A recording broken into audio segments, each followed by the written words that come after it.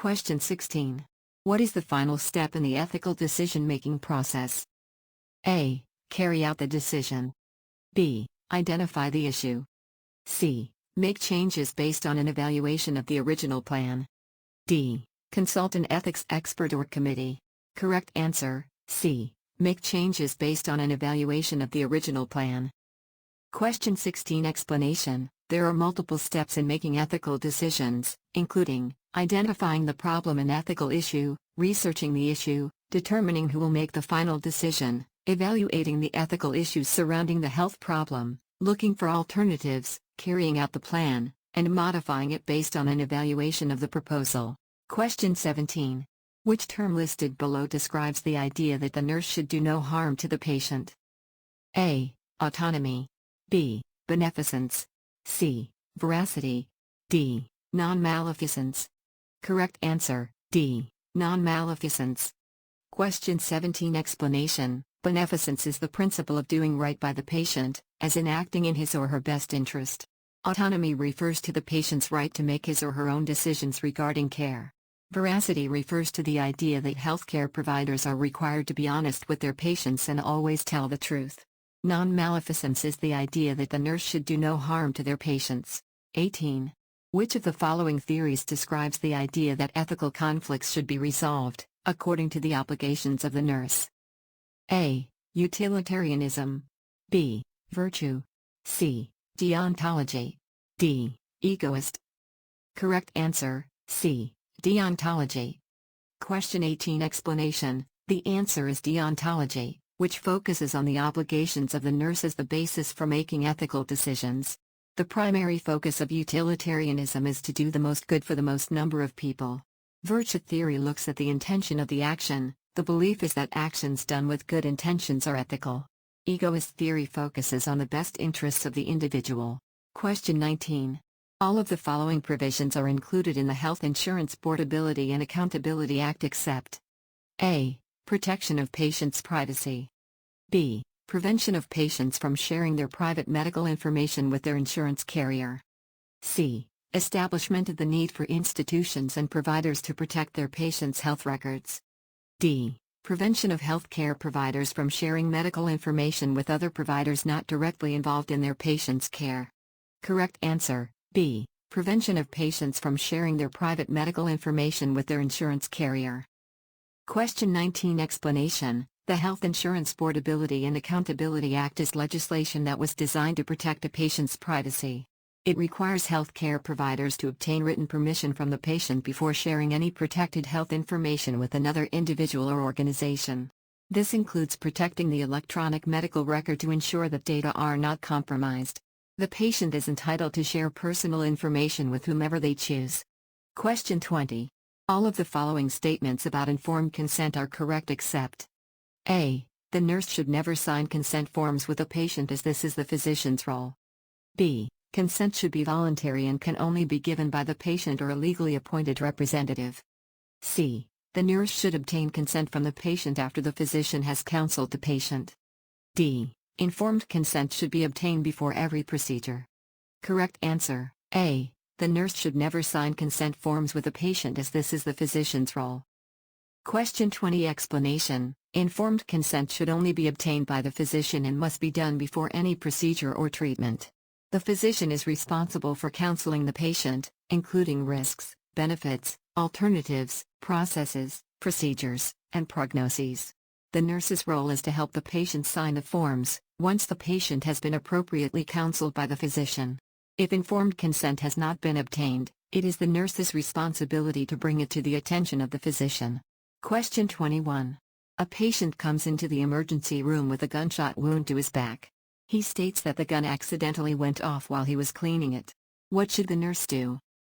A. Make an anonymous report to the police department. B. Do not report the incident as the patient has the right to privacy. C. Encourage the patient to report his injury to the police. D. Inform the law enforcement authorities, according to hospital protocol. Correct answer, D. Inform the law enforcement authorities, according to hospital protocol. Question 21. Explanation. While it is true that patients have a right to privacy, The nurse is also responsible for reporting suspicious injuries. The patient reports that the gun went off while cleaning it, but the entrance wound is in his back, making his story suspicious. Because it appears that the gunshot wound is the result of criminal activity, the nurse must make the report to the police department. Question 22. All of the following are one of the 5 rights of delegation except the A. Right person, B. Right circumstances, C. Right supervision/evaluation, D. Right task, E. Right communication, F. Right department. Correct answer, F. Right department.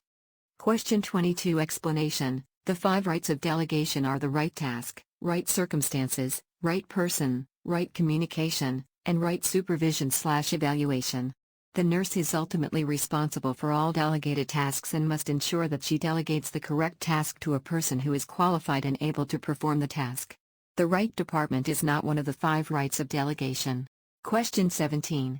Which term listed below describes the idea that the nurse should do no harm to the patient? A. Autonomy, B. Beneficence, C. Veracity, D. Non-maleficence.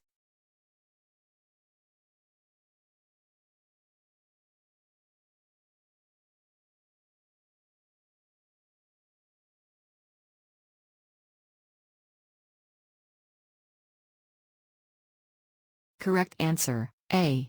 Nurses must safeguard a patient's rights and safety at all times. Question 23 Explanation. Advocacy is the act of speaking up for one's vulnerable patients to ensure that their rights and needs are met and protected and that they are receiving safe, appropriate care. This may mean helping the patient to disagree with the physician in an effective manner.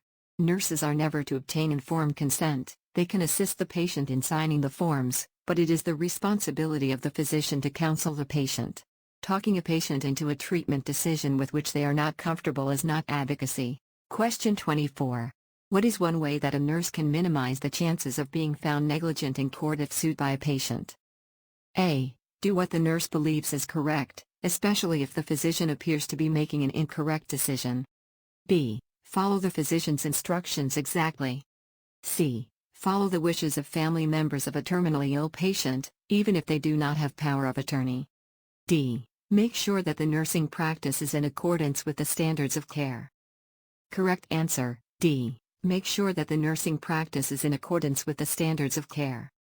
Question 24 Explanation. Ensuring that nursing practice is in accordance with the standards of care is the best way that nurses can defend themselves in court if sued for negligence. Following a physician's instructions blindly is not appropriate, as the physician may have made a mistake.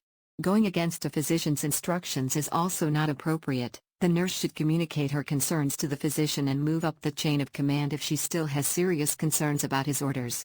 The nurse must only follow the wishes of the patient or the person whom the patient appoints to make decisions for them if they are unable. Question 25. The nurse is caring for a patient who is newly diagnosed with stage 4 breast cancer. The patient is expressing anxiety and concerns about an upcoming surgical procedure. The nurse consults the chart and notes that the patient has not signed consent forms for the procedure. How should the nurse respond? A. Don't worry about the procedure, you will be fine.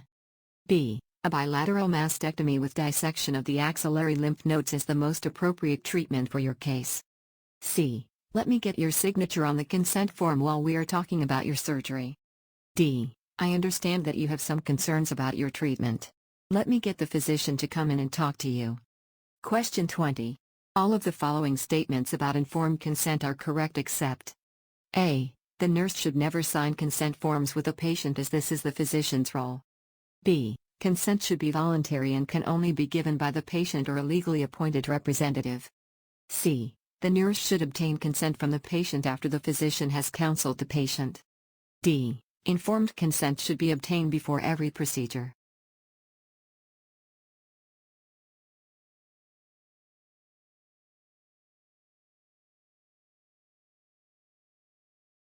Question 26. Which of the following processes will assist patients in obtaining necessary treatments or therapies for optimal outcome? A. Managed care. B. Multidisciplinary care. C. Case management. D. Healthcare. Correct answer, C. Case management. Question 26 Explanation. Case management is the process of assisting patients in obtaining necessary treatments or therapies for optimal outcome. Case management is a very individualized process and is specially tailored toward the needs of an individual patient. Question 27. Which individual is at greatest risk for developing hypertension? A. 45-year-old African American attorney. B. 60-year-old Asian American shop owner. Circa 40-year-old Caucasian nurse. D. 40-year-old Caucasian nurse. Correct answer, A. 45-year-old African American attorney. Question 27. Explanation. The incidence of hypertension is greater among African Americans than other groups in the U.S. The incidence among the Hispanic population is rising. Question 28. A child who ingested 15 maximum strength acetaminophen tablets 45 minutes ago is seen in the emergency department.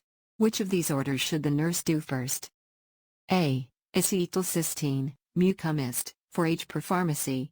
B. Start in 4-dextrose 5% with 0.33% normal saline to keep vein open. C. Activated charcoal per pharmacy. D. Gastric lavage PRN. Correct answer, D. Gastric lavage PRN. Question 28. Explanation. Removing as much of the drug as possible is the first step in treatment for this drug overdose. This is best done by gastric lavage. The next drug to give would be activated charcoal, then mucomist, and lastly the fourth fluids. 18. Which of the following theories describes the idea that ethical conflicts should be resolved, according to the obligations of the nurse? A. Utilitarianism. B. Virtue. C. Deontology. D. Egoist. Correct answer, B. Prevention of patients from sharing their private medical information with their insurance carrier. Question 19. Explanation. The Health Insurance Portability and Accountability Act is legislation that was designed to protect a patient's privacy. It requires health care providers to obtain written permission from the patient before sharing. Question 30. A client is admitted to the emergency room with renal calculi and is complaining of moderate to severe flank pain and nausea. The client's temperature is 100.8 degrees Fahrenheit. The priority nursing goal for this client is A. Maintain fluid and electrolyte balance. B. Control nausea. C. Manage pain. D. Prevent urinary tract infection. Correct answer, C. Manage pain. Question 30. Explanation. The immediate goal of therapy is to alleviate the client's pain.